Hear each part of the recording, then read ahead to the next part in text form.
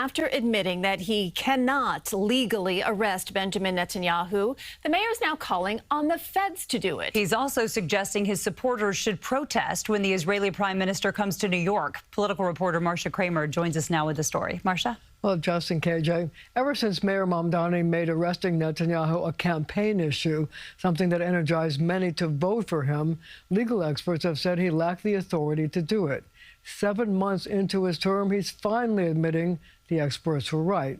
So what is his solution for those who wanted to see Netanyahu in handcuffs?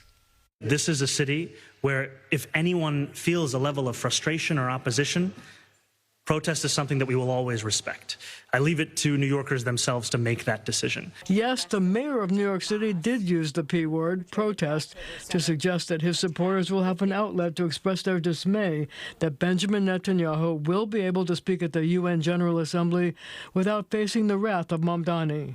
I think one of the bedrocks of our city is protest. Mamdani rolled out the latest chapter of his anti-Netanyahu campaign with a passionate social media post in which he finally admitted what experts have said all along: no mayor can arrest a foreign dignitary coming to the UN. It is clear that we do not have the independent legal authority to enforce this warrant. Israel's Consul General Ophir Akunis slammed the mayor, saying, quote, Mamdani's obsession with demonizing the only Jewish state is not only reckless, it is a dangerous precedent that is being set by him. This is another example of his anti-Semitic record and hostility towards Israel, and it disgraces the office he holds. Jewish leaders say the mayor's anti-Netanyahu campaign can only lead to more anti-Semitic incidents in the city and more hate crimes. He is essentially inviting a riot. The groups that look up to Mamdani, the DSA, and all of the other groups that are in the streets,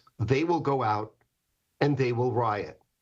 And I don't think the riot will end with Netanyahu. It will affect Jewish institutions. The mayor's admission that he can't lay a finger on Netanyahu was a disappointment to his supporters.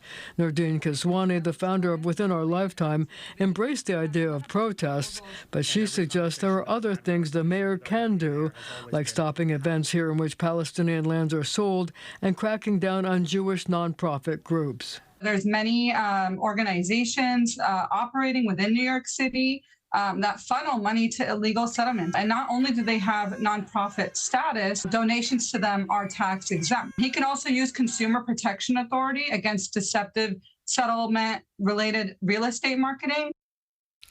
Now, the UN General Assembly opens in early September, but the high-level debate when many world leaders speak starts the week of September 22nd.